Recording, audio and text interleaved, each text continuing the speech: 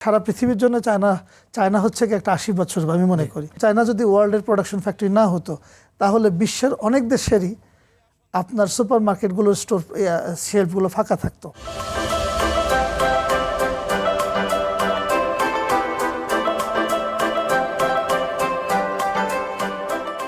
প্রিয় দর্শক, পরিবর্তনশীল বিশ্ব রাজনীতির এক সন্ধিক্ষণে দাঁড়িয়ে আমরা।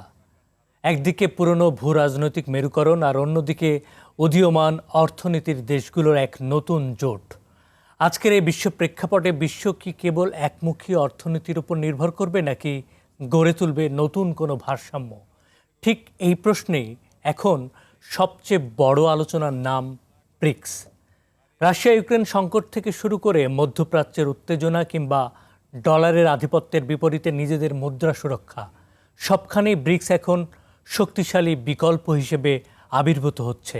বিশেষ করে গ্লোবাল সাউথ বা উন্নয়নশীল দেশগুলোর জন্য ব্রিক্স কি কেবলই একটি অর্থনৈতিক জোট নাকি বিশ্ব ব্যবস্থায় নতুন কোনো ক্ষমতার কেন্দ্র? প্রিয় দর্শক, RTV এবং চায়না মিডিয়া গ্রুপ CMGর বিশেষ আয়োজন চায়না ফোকাস অনুষ্ঠানে আপনাদের সঙ্গে আছি আমি শাহানশা রাসেল। আজকের আমাদের আলোচনার বিষয় বিশ্ব পরিস্থিতিতে ব্রিক্সের গুরুত্বের প্রাসঙ্গিকতা। আলোচনার জন্য যিনি আছেন আমাদের সঙ্গে, পরিচয় করে দিই তার সঙ্গে। আমার সঙ্গে আছেন কমনওয়েলথ ট্রেড অ্যান্ড ইনভেস্টমেন্ট কাউন্সিলের স্ট্র্যাটেজিক পার্টনার SM শাহিনুজ্জামান। জনাব শাহিন, আপনাকে ধন্যবাদ আমাদের স্টুডিওতে। ধন্যবাদ আপনাকে। জি, অসংখ্য ধন্যবাদ। প্রথমেই জনাব শাহিন, আমি আপনার কাছে জানতে চাই যেটি বর্তমান বহুমুখী বিশ্ব ব্যবস্থায় ব্রিক্সের মতো সংগঠনটি পশ্চিমা নেতৃত্বাধীন বিশ্ব ব্যবস্থার কিভাবে বিকল্প হিসেবে আবির্ভূত হচ্ছে? 1990-এর পর থেকে বিশ্ব ব্যবস্থায় আমরা কিন্তু একমুখী বিশ্ব ব্যবস্থার দিকে সারা বিশ্বই ধাবিত হয়েছিল এবং পুরো বিশ্বটাই বিশ্বের অর্থনৈতিক ক্ষমতার ভারসাম্য সবকিছুই একেবারে আমেরিকা কেন্দ্রিক কিংবা ন্যাটো কেন্দ্রিক কিংবা G7 কেন্দ্রিক। এখানে যা ইচ্ছা তাই এক ধরনের অপারেশন বলতে পারেন চলছিল। যেমন ধরেন আপনার ইরাক কুয়েতে যে আমেরিকার আগ্রাসন, আফগানিস্তানে, সিরিয়াতে, লিবিয়াতে। তো এই যে আপনার বিশ্ব ব্যবস্থাপনায় যে একমুখিতা, এই জায়গা থেকে একটা ভারসাম্যের প্রয়োজন ছিল, একটা ভারসাম্য তৈরি করা কিংবা এইখানে একটা স্বাভাবিক তৈরি করা, ভারসাম্য বোধকে সামনে আনা, এটা দরকার ছিল। তো আজকের বাস্তবতায় ব্রিক্স হচ্ছে গিয়ে, আমি মনে করি সোভিয়েত ইউনিয়নের কলাপসের পরে ব্রিক্স হচ্ছে গিয়ে আস্তে আস্তে আস্তে আস্তে আপনার G7 কিংবা ন্যাটোর কাউন্টার প্রোডাক্টিভ একটা শক্তি হিসাবে কিন্তু আবির্ভূত হয়েছে। আপনার বিশেষত 90-এর পরে যে শূন্যতা, যে জিওপলিটিক্যাল যে ক্যাটাস্ট্রফি, যেটা আপনার এক সময় ভ্লাদিমির পুতিন রাশিয়ার প্রেসিডেন্ট উনি বলেছিলেন সোভিয়েত ইউনিয়নের পতন হচ্ছে একটা জিওপলিটিক্যাল ক্যাটাস্ট্রফি, যার যে ফলাফল কিন্তু আমরা দেখেছি গত 40 বছর ধরে কিন্তু আপনার এক ধরনের শূন্যতা ছিল। তা আজকে ব্রিক্স যেটা করেছে, ব্রিক্স যদিও এখানে ব্রিক্সে কিন্তু অনেক ধরনের সীমাবদ্ধতা রয়ে গেছে। যেমন সংস্কৃতির জায়গায় ভিন্ন ভিন্ন দেশ, ভিন্ন ভিন্ন পলিসি এবং ভিন্ন ভিন্ন সংস্কৃতি, ভাষা এবং ভিন্ন ভিন্ন সরকার ব্যবস্থা বা রাজনৈতিক ব্যবস্থা।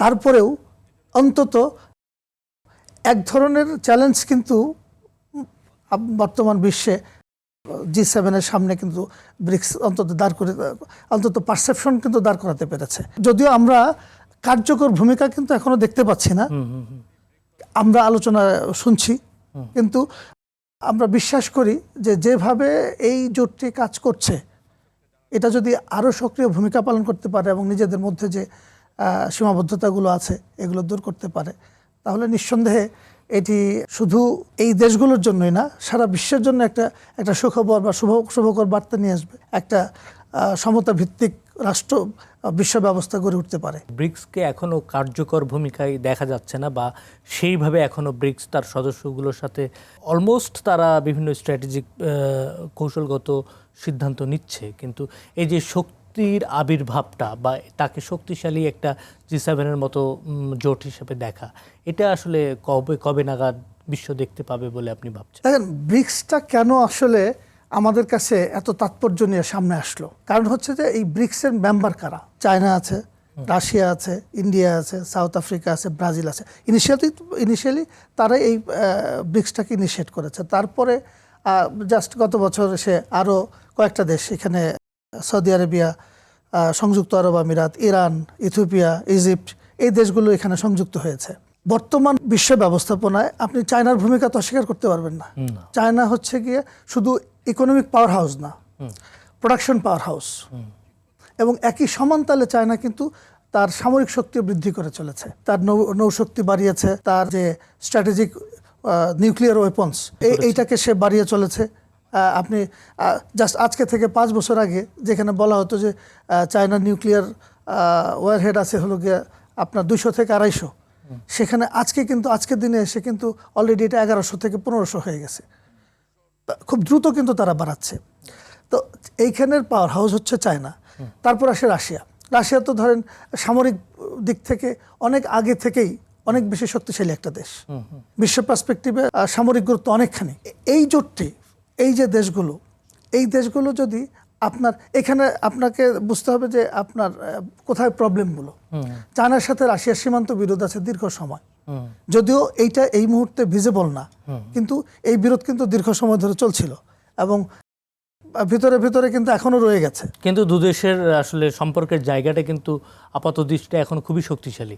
আপনার আপাত দৃষ্টিতে শক্তিশালী আপনি বলতে পারেন, এটা ওই যে শত্রু শত্রু আমার বন্ধু এরকম হতে পারে, কিন্তু আপনাকে দেখতে হবে শুধু চায়না না তো, এখানে চায়না রাশিয়া না, ভারতের সাথে আপনার চায়নার একটা সীমান্ত বিরোধ রয়ে গেছে দীর্ঘ সময় ধরে। আবার চায়নার রাজনৈতিক ব্যবস্থাপনা, সরকার ব্যবস্থাপনা, আর ব্রাজিল কিংবা সাউথ আফ্রিকার সরকার ব্যবস্থাপনা, ইন্ডিয়ার সরকার ব্যবস্থাপনা কিন্তু একরকম না। পশ্চিমা বিশ্বকে যদি আপনি চ্যালেঞ্জ করতে চান, তাহলে সবার আগে যে জায়গাটা দরকার সেটা হলো অ্যাকাউন্টেবিলিটি। অ্যাকাউন্টেবিলিটি যে জায়গাটা, এই জায়গাটাতে ব্রিক্স আপনার এখনো ব্রিক্সের অনেকগুলো সংস্কার দরকার, প্রয়োজন হবে সামনে। আপনি আপনি ধরেন আপনি ডলার রিজার্ভ করছেন আজকের দিনে এসে, তো আপনি কিন্তু অ্যাটলিস্ট আমেরিকাতে গিয়ে আপনি কিন্তু আমেরিকা সরকারের এগেনস্টে কিংবা ফেডারেল রিজার্ভের এগেনস্টে কিন্তু আপনার একটা সু করতে পারবেন, যেটা আপনি যদি আজকে ইউয়ান রিজার্ভ করেন সেই ক্ষেত্রে কিন্তু এই পসিবিলিটিসটা আপনার নাই, কারণ অনেক বেশি কাভার্ড এখানে। তো এই জায়গাগুলো যতক্ষণ পর্যন্ত আপনার স্বচ্ছতা আরও অধিকতর স্বচ্ছ না হবে, ততক্ষণ পর্যন্ত আসলে আপনার ব্রিক্সকে কার্যকর একটা প্ল্যাটফর্মে আনা কিংবা ব্রিক্সকে কার্যকরী একটা শক্তি হিসেবে প্রজেক্ট করা যথেষ্ট কঠিন হবে। কিন্তু বিষয়টা হচ্ছে যে আমাদের জন্য আসার কথা কি, আমাদের জন্য আসার কথা হচ্ছে যে আমরা কিন্তু আপনার অন্তত ব্রিক্সকে নিয়ে স্বপ্ন দেখতে শুরু করেছে, যে যারা পশ্চিমা যে একাধিপত্য, এটাকে রোধ করার জন্য এরা যথেষ্ট শক্তিশালী, যথেষ্ট শক্তিশালী সামরিক, অর্থনৈতিক সবগুলো দিক থেকে যে কোনো সময় চ্যালেঞ্জ করতে পারে। যেই জায়গাগুলো দরকার, কমন যে ঐক্যটা দরকার, কমন যে কনসেনসাস দরকার, সেটাকে আপনার কিভাবে এই জোটটা তৈরি করতে পারে তার উপর অনেকখানি এটা নির্ভর করবে। জি, ব্রিক্স তার বিকল্প মুদ্রা ব্যবস্থা চালুর একটা সিদ্ধান্ত নিয়েছে। যদি সেটাই হয় তাহলে এটার সুবিধা বা চ্যালেঞ্জগুলো কি থাকতে পারে? ব্রিক্সের বিকল্প মুদ্রার বিষয়টা একটা কনসেপচুয়াল, এখন একটা কনসেপচুয়াল বিষয়, কিন্তু প্র্যাকটিক্যালি তারা যে জিনিসটা চেষ্টা করেছিল, বিশেষত আপনি দেখবেন 2022 সালে রাশিয়া যখন ইউক্রেনে বিশেষ সামরিক অভিযান শুরু করে, তারপর থেকে রাশিয়া এই বিষয়টাকে এক্সপিডিয়েট করার জন্য চেষ্টা করছিল যে ব্রিক্সের একটা নিজস্ব মুদ্রা থাকা কিংবা একটা পেমেন্ট সিস্টেম দাঁড় করানো। এর মূল কারণটা ছিল কি? মূল কারণটা ছিল যে ইউক্রেন যুদ্ধের পরে রাশিয়াকে কিন্তু আপনার সুইফট সিস্টেম থেকে অলমোস্ট বিচ্ছিন্ন করে দেওয়া হয় এবং রাশিয়ার সাথে অন্য দেশের বাণিজ্য অনেকখানি কিন্তু আপনার বাধাগ্রস্ত হচ্ছিল এই লেনদেনের অসুবিধার কারণে। তো তখন একটা আলোচনা শুরু হয়েছিল যে একটা নিজস্ব পেমেন্ট সিস্টেম তারা ডেভেলপ করবে। আমরা আপনি নাম শুনে থাকবেন, ক্রস বর্ডার পেমেন্ট, তারা এটা চেষ্টা করছিলেন। তারপর ব্রিক্স পেমেন্ট সিস্টেম, যেটা 50% গোল্ড ব্যাকড আর 50% হচ্ছে গিয়ে এই দেশগুলোর যে ইকোনমি, এইটা ব্যাকড হবে। এইভাবে একটা কনসেপচুয়াল জায়গা তারা কাজ করছিল। এখনও যে নিউ ডেভেলপমেন্ট ব্যাংক, যেটা ব্রিক্সের ব্যাংক হিসেবে পরিচিত, সেই ব্যাংকটা কাজ করছে। কিন্তু একটা একক মুদ্রা চালুর বিষয়ে যে কাজটা ব্রিক্স করছিল সেটা অনেকখানি বাধাগ্রস্ত হয়েছে। ইন্ডিয়া চায় তার নিজস্ব রুপিকে প্রজেক্ট করতে, চায়না চায় তার ইউএনকে প্রজেক্ট করতে, রাশিয়া চায় তার রুবলকে প্রজেক্ট করতে। এই মুহূর্তে যে অবস্থাটা দাঁড়িয়েছে, তারা অন্তত একটা জায়গায় সফলতা লাভ করেছে, সেটা হলো যে তাদের নিজস্ব যে মুদ্রা, এই মুদ্রা দিয়ে তাদের নিজেদের মধ্যে বাণিজ্যগুলো তারা সম্পাদন করছে। বিশেষ করে আপনি দেখবেন চায়নার সাথে কিন্তু রাশিয়ার ব্যাপকতর বাণিজ্য সম্পর্ক রয়েছে, এবং এই বাণিজ্যটা কিন্তু তাদের হচ্ছে ইউএন এবং রুবল, এই কারেন্সির মাধ্যমে, তাদের বাইলেটারাল কারেন্সির মাধ্যমে। ইন্ডিয়ার সাথেও সিমিলারলি কাজ হচ্ছে। তবে ডলারের যে আপনার একাধিপত্য, যেটার কারণে আসলে আমরা সবাই সাফারার। আপনি বলতে পারেন যে ডলার হয়ে গেছে এখন আমেরিকার জন্য একটা ওয়েপন্স। কোনো কিছু হলেই তারা যেটা করে যে ঠিক আছে, একটা স্যাংশন দিয়ে বসে লেনদেন বন্ধ। তারপরে হচ্ছে গিয়ে তাদের কাছে যে রিজার্ভ আছে, এই রিজার্ভ আর সে ওই সংশ্লিষ্ট দেশ ব্যবহার করতে পারবে না। এর সাফারার কিন্তু অনেক দেশ হয়েছে, রাশিয়া হয়েছে, ইরান হয়েছে, ভেনেজুয়েলা হয়েছে, আফ্রিকার অনেকগুলো দেশ কিন্তু হয়েছে। তো এই জায়গাটা থেকে কিন্তু অনেকে এখন মুক্তি পেতে চায়। সেই ক্ষেত্রে ব্রিক্স যদি একটা কারেন্সি আপনার আনতে পারে, এই সকল সীমাবদ্ধতাকে অতিক্রম করে, কিংবা ইভেন পেমেন্ট সিস্টেম তৈরি করতে পারে, তাহলেও আমার ধারণা এটা খুব দ্রুততার সাথে জনপ্রিয়তা লাভ করবে। বিশেষত আপনি দেখবেন যে এই ব্রিক্সের যে কান্ট্রিগুলো, 5টা আর 4টা দেশ, এই দেশগুলো কিন্তু, এই 9টা দেশ কিন্তু আপনার ইকোনমির সাইজ যদি দেখেন, জিডিপির সাইজ যদি দেখেন, তাহলে এরা কিন্তু ওয়ার্ল্ডের জিডিপির আপনার 44%, আমার মনে হয় আরো বেশি, 44% আপনার মানে অলটুগেদার। তারপরে আপনার তাদের যে পপুলেশন অলমোস্ট 60%। তারপরে হচ্ছে গিয়ে এদের যে আপনার রেয়ার আর্থ মিনারেলস, এই যে রিজার্ভ, হ্যাঁ এদের যে রিজার্ভ, এটা কিন্তু আপনার বিশেষত যদি আপনি ধরেন ইয়ের কথা বলি, আপনি স্ট্র্যাটেজিক গ্যাস এবং তেলের কথা বলেন, তাহলে এইটা রিজার্ভ কিন্তু এরা অলমোস্ট 50%। তো এত বড় একটা ইকোনমিক জোট, তারা যদি একত্রিত হয়, একটা পেমেন্ট সিস্টেমকে যদি চালু করে, সেই ক্ষেত্রে তৃতীয় বিশ্বের দেশ যেমন বাংলাদেশ, আমরা যারা আছি, যারা ইন মিডল শক্তিগুলোর মাঝখানে প্রায়শই একাধিপত্যের প্রেসারে একদম চেড়ে চেপটে যাচ্ছি, কখনো নিষ্পেষিত হচ্ছে, তো এই দেশগুলো কিন্তু আপনার অন্তত একটা অপশন থাকবে যে না, ঠিক আছে, হ্যাঁ আমরা অন্তত এই মুদ্রা না হলে এই মুদ্রা, এই পেমেন্ট সিস্টেম না হলে এই পেমেন্ট সিস্টেমে আমরা কিন্তু কাজ করতে। যেমন এখন চলমান ইসরায়েল ইরান যুদ্ধের ক্ষেত্রেও ইরান শর্ত দিয়েছিল যে তারা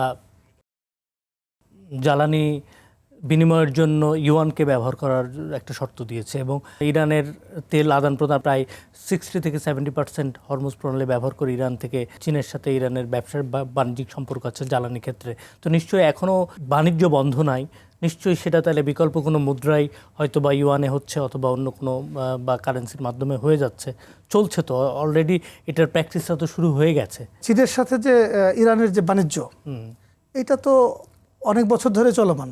চীন তো বহু বছর ধরে পশ্চিমা নিষেধাজ্ঞার কবলে পতিত, এবং পশ্চিমা দেশগুলো চীনকে তো একঘরে করে রেখেছে বহু বছর।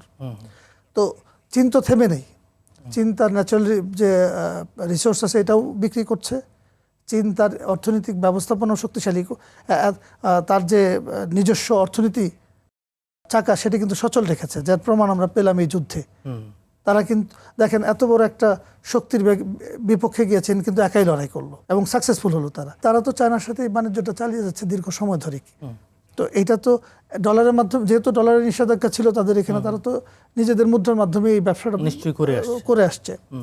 তো এখনো তারা করে আসছে, যদিও বলতেছে যে আমেরিকা হরমুজকে ব্লক করে দিয়েছে, কিন্তু চাইনিজ জাহাজ কিন্তু আপনার ওখান থেকে পার হয়ে আসতেছে, হরমুজ থেকে বের হয়ে আসতেছে।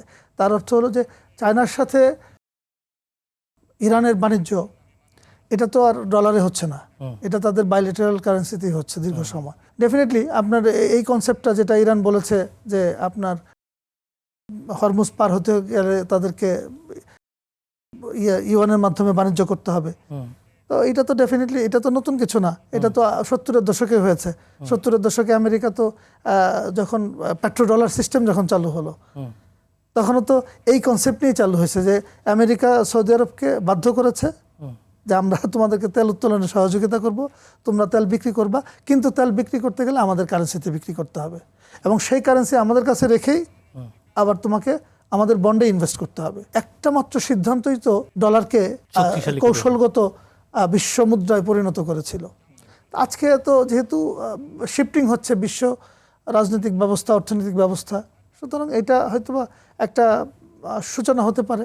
এর মাধ্যমে হয়তো ইউয়ান আস্তে আস্তে বিশ্ব কারেন্সির দিকে অগ্রসর হতে পারে, একটা শক্তিধর কারেন্সি হতে পারে। যে আমি এখন জানতে চাচ্ছি যে ইউক্রেন রাশিয়া যুদ্ধ বা বৈশ্বিক মুদ্রাস্ফীতি বা কিংবা জলবায়ু সংকট, এইসব জটিল পরিস্থিতিতে ব্রিক্সের ভূমিকা এখন কেমন দেখছেন আপনি? রাশিয়া গত 4 বছর যাবৎ ইউক্রেনের বিরুদ্ধে যুদ্ধ করছে। এটা শুধু ইউক্রেনের বিরুদ্ধে যুদ্ধ করে না, কিন্তু রাশিয়া মূলত আপনার ন্যাটোর 27টা দেশের বিরুদ্ধে যুদ্ধ করছে।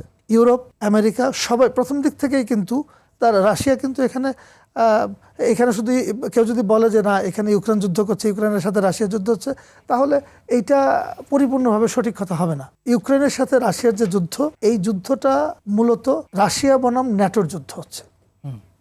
এখানে ন্যাটো তার অস্ত্র, তার অর্থ, তার গোয়েন্দা তথ্য, তার মিলিটারি এক্সপার্টস এবং কিছু কিছু ক্ষেত্রে অনেক জায়গা থেকে আপনি দেখবেন বলে যে স্বেচ্ছাসেবক তারা পাঠিয়েছে বিভিন্ন দেশ থেকে, ইংল্যান্ড থেকে, ইউরোপিয়ান কান্ট্রিগুলো থেকে, তারপরে আমেরিকা থেকে স্বেচ্ছাসেবক আসছে। এই স্বেচ্ছাসেবকরা আসলে কারা? এরা তো পশ্চিমা মিলিটারির একটা উইং। তো এই যুদ্ধটা তো চলছে। বিপরীতে রাশিয়া এই যুদ্ধটাকে যে চালিয়ে যেতে পারছে, এটা কার সহযোগিতায়? রাশিয়া তো একাধারে 1100 নিষেধাজ্ঞার মুখোমুখি। তারা আপনার ইউরোপীয় ইউনিয়ন এবং আমেরিকা মিলে রাশিয়ার এগেনস্টে অলমোস্ট 1100 নিষেধাজ্ঞা আরোপ করেছে। এতগুলো নিষেধাজ্ঞার মধ্যেও রাশিয়া ব্যবসা বাণিজ্য করছে, তেল গ্যাস বিক্রি করছে, তারপর যুদ্ধ চালিয়ে যাচ্ছে। এইটা সম্ভব হয়েছে শুধুমাত্র আপনার চায়নার সহযোগিতার জন্য। এবং শুধু তাই না, এই যুদ্ধের মধ্যে চলাকালীন সময় রাশিয়া কিন্তু গত বছর কাজাইনে আপনার একটা ওই ব্রিক্স সামিটের আয়োজন করেছিল, যেটা রাশিয়ার প্রেসিডেন্ট কিংবা রাশিয়াকে একঘরে করে রাখার যে আন্তর্জাতিক কৌশল, সেই কৌশলটা কিন্তু এই ব্রিক্সের মাধ্যমেই রাশিয়া কিন্তু আপনার এই কৌশল এই প্রচেষ্টা থেকে বেরিয়ে এসছে এবং নিজেকে আবারও বিশ্ব রাজনীতিতে একটা অন্যতম খেলোয়াড় হিসেবে সামনে নিয়ে আসছে। ব্রিক্সের অন্যতম শক্তিশালী একজন স্টেক হোল্ডার হচ্ছে চায়না। এই সংগঠনের মাধ্যমে চীন তার বেল্ট অ্যান্ড রোড ইনিশিয়েটিভকে বা ওয়ান বেল্ট ওয়ান রোডকে কিভাবে এগিয়ে নিয়ে যাচ্ছে? বেল্ট অ্যান্ড রোড ইনিশিয়েটিভ যেটা, এটা তো আসলে চাইনিজ আজকের পলিসি না, এটা শত শত বছর আগের পলিসি। আপনি পুরনো সিল্ক রোড তাদের ছিল, আপনি জানেন।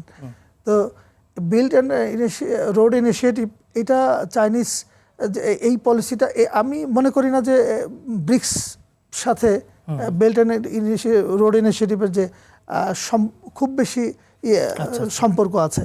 বরং আমি যেটা মনে করি সেটা হচ্ছে যে বেল্ট অ্যান্ড রোড ইনিশিয়েটিভ এটি হচ্ছে চায়নার নিজস্ব একটা কৌশল, যে কৌশলের মাধ্যমে তারা পৃথিবীব্যাপী অর্থনৈতিক যে ইনফ্লুয়েন্স, এটাকে তৈরি করার তারা চেষ্টা করছে। কিন্তু যে জিনিসটা ঘটেছে সেটা হচ্ছে যে এই ইনিশিয়েটিভকে যদি ব্রিক্সের সাথে সম্পৃক্ত করা যায়, চায়না যেভাবে এখন করছে সেটা করে, এই ইনিশিয়েটিভটাকে আরও বেশি ফাস্টার করার জন্য হয়তো ব্রিক্স কোনোভাবে ভূমিকা রাখতে পারে। আপনি কমনওয়েলথ ট্রেডের একজন স্ট্র্যাটেজিক পার্টনার হওয়া ছাড়াও একজন ব্যবসায়ী এবং চায়নার সঙ্গে আপনার দীর্ঘদিনের ব্যবসা সংক্রান্ত যোগাযোগ এবং সম্পৃক্ত রয়েছে। আমি জানতে চাচ্ছি যে চীনের সঙ্গে ব্যবসা বাণিজ্য করার ক্ষেত্রে আপনার অভিজ্ঞতার জায়গাটা আপনি যদি শেয়ার করেন আমাদের সঙ্গে। চায়না হচ্ছে গিয়ে বর্তমান বিশ্বে দ্বিতীয় বৃহত্তম অর্থনৈতিক শক্তি, একই সাথে প্রোডাকশন পাওয়ার হাউস।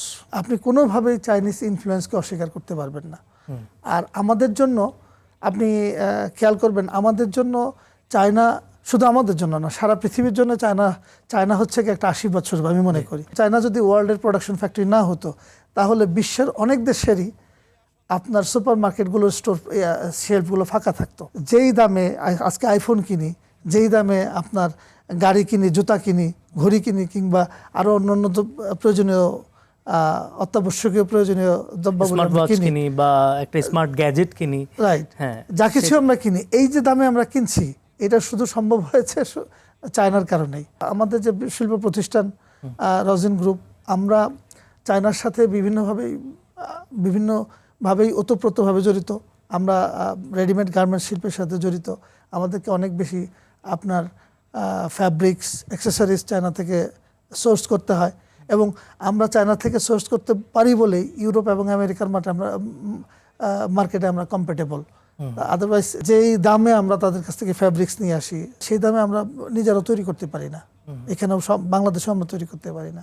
তারপরেও আমরা যেহেতু আরও কিছু বিজনেসের সাথে জড়িত, যেগুলো ইন এ সেন্স আপনাকে বলতে হবে যে আমরা চায়নার উপর অনেকাংশেই নির্ভরশীল। চায়নাতে যদি আমরা এই এত কম মূল্যে আপনার র মেটেরিয়াল না পাইতাম, তাহলে আমরা হয়তো আজকে বললাম যেটা আমরা দেখেন, আমরা জিন্স প্যান্ট বিক্রি করতেছি $4.5 $5। এটা সম্ভব শুধুমাত্র চাইনিজ ওই ফ্যাব্রিক্স হলে সম্ভব। চাইনিজ এই র ম্যাটেরিয়ালগুলোর কারণে আমাদের আরএমজি সেক্টরটা এখন ইউরোপ বা পশ্চিমা বিশ্বে একটা শক্তিশালী অবস্থানে আছে, যার ফলটা আমাদের আসলে অর্থনীতিকে সচল রেখেছে আমাদের এই আরএমজি সেক্টর, তাই নয় কি? আপনি প্রত্যেকটা সেক্টরে দেখেন না, আপনি এনার্জি রিসোর্সে দেখেন। সম্প্রতি আমাদের গ্রুপ আমরা একটা কাজ করছিলাম, পাইপলাইনে কাজ করছিলাম। আমরা এই পাইপলাইনের কাজে যে র মেটেরিয়ালগুলো সবগুলোই কিন্তু আমরা চায়না থেকেই নিয়ে এসেছি। আচ্ছা। এবং এইটা আপনি চায়নার বিকল্প আর কোনো জায়গা তো নাই, আর কোথেকে আপনি নিয়ে আসবেন? বর্তমান বিশ্ব বাস্তবতায় আপনাকে চায়নাকে অ্যাভয়েড করে আপনার সভ্যতাকে দাঁড় করাবেন, এটা খুব কঠিন। শুধুমাত্র পশ্চিমাদের উপর ডিপেন্ড করে হবে না। আপনি হয়তো একটা উন্নত লাইফস্টাইল অথবা উন্নত জীবন ব্যবস্থা, উন্নত অবকাঠামো সবকিছুই আসলে ডিপেন্ড করতেছে আপনার কথা অনুযায়ী যে চায়নার এই ধরনের ইনোভেশন বা প্রোডাকশন হাবের কারণেই, তাই না? চায়নার কারণেই তা আমি বলতে চাই না, মানে একটা গুরুত্বপূর্ণ অনেকাংশেই অবশ্যই অনেকাংশেই চায়নার ভূমিকা অত্যন্ত গুরুত্বপূর্ণ। চায়না, আমি বললাম আপনাকে, আপনি আজকে যান না, আপনি আমেরিকাতে যান, ইউরোপে যান, যে কোনো একটা সুপার স্টোরে ঢোকেন, আপনি শেলফগুলোর দিকে হাত দেন, আপনি যেই প্রোডাক্টটা নেবেন দেখবেন মেড ইন চায়না। আপনার মোরওভার 80% প্রোডাক্ট আপনি পাবেন হচ্ছে গিয়ে মেড ইন চায়না। তো এই যে দেখেন 80% যে প্রোডাকশন সাপ্লাই চেইনের যে 80%, এটা ডিপেন্ডেন্সি কিন্তু চায়নার উপরে। আপনি আলপিন কিনেন তো দেখবেন মেড ইন চায়না। তো এখন এই আলপিনটা যদি জার্মানি থেকে আসে, আপনি কিনতে পারবেন? যে দাম হবে সেই দামে আপনি কিনতে পারবেন না কখনোই। আপনি তো এটা আপনার এর বাইরে। তার মানে কি, আমরা অনেক কিছু ইউজ করতেছি, এটা চায়নাতে প্রোডাকশন হচ্ছে, এই কারণেই আমরা ইউজ করতে পারতেছি। এই কারণে আমি বলছি যে চায়না হচ্ছে গিয়ে আজকের দিনে সারা বিশ্বের মানুষের জন্য একটা আশীর্বাদ। জি জনাব শাহীন, যে বিষয়টা জানতে চাই যে বাংলাদেশের মতো দেশগুলো ব্রিক্সের সঙ্গে অর্থনৈতিকভাবে কিভাবে সংশ্লিষ্ট বা প্রাসঙ্গিকতা কি? আমাদের এক্সপোর্ট বাস্কেটটা যদি ভালো করে লক্ষ্য করি, তাহলে আমরা দেখি যে আমাদের এক্সপোর্ট বাস্কেটটা পুরোপুরি ইউরোপ এবং আমেরিকা নির্ভর। আমরা এক্সপোর্ট বলতেই বুঝি হয় ইউরোপে এক্সপোর্ট করতে হবে, নয়তো আমেরিকাতে এক্সপোর্ট করতে হবে। আমরা যদি একটু দৃষ্টিকে ঘুরিয়ে দেখি, তাহলে দেখব যে আমাদের এক্সপোর্টকে আমরা ডাইভার্সিফাই করতে পারি, এবং এই ডাইভার্সিফিকেশনের ক্ষেত্রে ব্রিক্স হইতে পারে সবচেয়ে পটেনশিয়াল মার্কেট। আজকের বাস্তবতা যদি দেখেন, তাহলে আমরা চায়না, রাশিয়া, ব্রাজিল, তারপরে সাউথ আফ্রিকা, ইন্ডিয়া, সৌদি আরব, ইরান, সংযুক্ত আরব আমিরাত, মিশর কিংবা ইথিওপিয়া, এই যে দেশগুলা, ইরান, এই দেশগুলোতে আমাদের এক্সপোর্ট কিন্তু খুবই কম। গভর্নমেন্ট যদি ঠিকমতো পলিসি প্রণয়ন করতে পারে, আপনার এখানে ধরেন বিভিন্ন ধরনের ইনফ্লুয়েন্স কিংবা রাজনৈতিক সীমাবদ্ধতা, এগুলোকে যদি অতিক্রম করতে পারে, তাহলে খুব সংক্ষিপ্ত সময়ের মধ্যে 2 থেকে 3 বছরের মধ্যেই, যেটা এখন ধরেন সব মিলিয়ে $1 থেকে $1.5 বিলিয়ন আমরা এক্সপোর্ট করছি ব্রিক্স দেশগুলোতে, সেটাকে আমরা বাড়িয়ে $15 থেকে $20 বিলিয়ন পর্যন্ত নিয়ে যেতে পারি। শুধু এটা এক্সপোর্ট বাস্কেট, আমি বলছি শুধু এক্সপোর্টটাকে। এবার আসেন আপনার আরেকটা প্র্যাকটিক্যাল উদাহরণ আমি আপনাকে দিই। ফার ইস্ট এশিয়ার দেশগুলো, বিশেষত আপনি দেখবেন যে লাওস, কম্বোডিয়া, ভিয়েতনাম, থাইল্যান্ড, এই সমস্ত দেশে ব্যাপক আকারে চাইনিজ ইনভেস্টমেন্ট হচ্ছে, এবং চাইনিজ কোম্পানিগুলো এখানে দীর্ঘমেয়াদী বিভিন্ন প্রকল্প বাস্তবায়ন করছে। এবং এই প্রকল্প বাস্তবায়ন করার জন্য তাদের যে শ্রমিক প্রয়োজন হয়, এই শ্রমিক কিন্তু তাদের পর্যাপ্ত নাই। তারা কি করতেছে, বিভিন্ন দেশ থেকে, নেপাল থেকে, ইন্ডিয়া থেকে, আপনার বাংলাদেশ থেকে তারা কিন্তু শ্রমিক সোর্স করছে। আমরা যদি এই জায়গাটাকে অ্যাড্রেস করতে পারি এবং আমাদের হিউম্যান রিসোর্সকে যদি আমরা ওই উপযোগী টেকনিক্যাল ট্রেনিং দিয়ে আমরা এই দেশগুলোতে, এই চাইনিজ কোম্পানিগুলোতেই পাঠাতে পারি, তাহলে কিন্তু এইটা আরেকটা বিকল্প সোর্স হতে পারে আমাদের রেমিটেন্সের জন্য। আপনার এই মুহূর্তে আপনার সারা পৃথিবীতে যে আমরা যেটা পরিযায়ী শ্রমিক বলি না, যে আপনার শ্রমের যে ট্রেন্ড, শ্রমের যে ট্রেডটা হয়, এটার মার্কেট কত? এটা হচ্ছে $450 বিলিয়ন মার্কেট। আর আমাদের শেয়ার কত? আমাদের মাত্র $18 বিলিয়ন শেয়ার। আচ্ছা, আমরা কিন্তু একটা স্ট্র্যাটেজিক একটা একটা কি বলে সুন্দর একটা নীতিমালা করে, আমাদের গভর্নমেন্ট যদি একটা আপনার কৌশলগত নীতিমালা তৈরি করে এবং আপনার এখানে যদি ইনফ্রাস্ট্রাকচার ডেভেলপ করে, এবং এই কোম্পানিগুলো, চাইনিজ যে কোম্পানিগুলো আছে, যে এই কোম্পানিগুলো বিদেশে কাজ করছে, এই কোম্পানিগুলো বাংলাদেশেও কাজ করছে। আচ্ছা, এই সিমিলার কোম্পানিগুলো বাংলাদেশেও বিভিন্ন প্রজেক্টে কাজ করছে। তো তাদের সাথে যোগাযোগ তৈরি করে আমরা যদি ওই উপযোগী শ্রমিককে তৈরি করতে পারি, তাহলে কিন্তু আমরা আমাদের যে রেমিটেন্স যে বাস্কেটটা, এটাকেও কিন্তু স্ফীত করতে পারি, আরো বড় করতে পারি। তো আপনি দেখেন দুইটা সম্ভাবনা রয়ে গেছে ব্রিক্স দেশগুলোতে। আপনার আমি তো বললাম শুধু চায়নার কথা, আপনি রাশিয়ার কথা চিন্তা করেন। রাশিয়াতে আপনার এই মুহূর্তে যেই পরিমাণ ডেভেলপমেন্ট ওয়ার্ক চলছে, বিশেষত ইউক্রেনের যে অধিকতর কি বলে যে দখলকৃত অঞ্চলগুলো, যেগুলোতে যে আপনার একদম ধ্বংস হয়ে গেছে সব কিছু, পুরো ইনফ্রাস্ট্রাকচার ধ্বংস হয়ে গেছে, এই জায়গাটাতে তারা যে ডেভেলপমেন্ট ওয়ার্ক করছে, সেখানে তো হাজার হাজার শ্রমিক দরকার হচ্ছে। আমরা তো শুধু আমাদের শ্রম মার্কেট বলতে বুঝি সৌদি আরব, মালয়েশিয়া, তারপরে কুয়েত, হ্যাঁ, এই জায়গাগুলোতেই। তো এই প্রচলিত ধারণার বাইরে এসে আমরা যেমন এক্সপোর্ট বাস্কেটটাকে আমরা ডাইভার্সিফাই করতে পারি, একইভাবে কিন্তু আমাদের হিউম্যান রিসোর্স রেমিটেন্সের যে প্রবাহটা, এটাকেও কিন্তু আমরা ডাইভার্সিফাই করে আমরা এই জায়গাগুলোতে গিয়ে আপনার অ্যাড্রেস করতে পারি, যেটা আমাদের ইকোনমির জন্য একটা শক্তিশালী ভূমিকা রাখতে পারে। এবং আজকের বাস্তবতায় আমরাও শুধুমাত্র একমুখী নির্ভরতা থেকে বেরিয়ে এসে আমরাও কিন্তু আমাদের শ্রমবাজার এবং আমাদের যে এক্সপোর্ট বাস্কেট, এক্সপোর্ট মার্কেট, এটাকেও কিন্তু আপনার বৈচিত্র্যময় করে তুলতে পারি। যেটার জন্য দরকার গভর্নমেন্টের নীতি সহায়তা, এবং গভর্নমেন্টকে আরও বেশি এফিশিয়েন্টলি এই জায়গাগুলোতে অ্যাড্রেস করা উচিত। ধন্যবাদ জনাব শাহীন। অত্যন্ত গুরুত্বপূর্ণ বিষয় নিয়ে আপনি আলোচনা করছিলেন এবং বেশ কিছু পরামর্শ দিয়েছেন, সেজন্য আপনাকে ধন্যবাদ। আপনাকে অসংখ্য ধন্যবাদ আমাকে আমন্ত্রণ জানার জন্য। সেই সাথে ধন্যবাদ জানাচ্ছি চায়না ফোকাসকে এবং চায়না মিডিয়া গ্রুপকে। প্রিয় দর্শক, আপনারা শুনছিলেন, আমরা আসলে অত্যন্ত গুরুত্বপূর্ণ এবং প্রাসঙ্গিক বিষয় নিয়ে কথা বলছিলাম। বর্তমান বিশ্ব পরিস্থিতিতে ব্রিক্স বা চীন রাশিয়া নেতৃত্বাধীন জোটগুলো কিভাবে শক্তিশালী একটি ভূমিকা রাখতে পারে সেটা নিয়ে। আজ এ পর্যন্তই, দেখা হবে নতুন কোনো পর্বে আগামী সপ্তাহে। সে পর্যন্ত সবার জন্য শুভকামনা। চাইচিয়েন।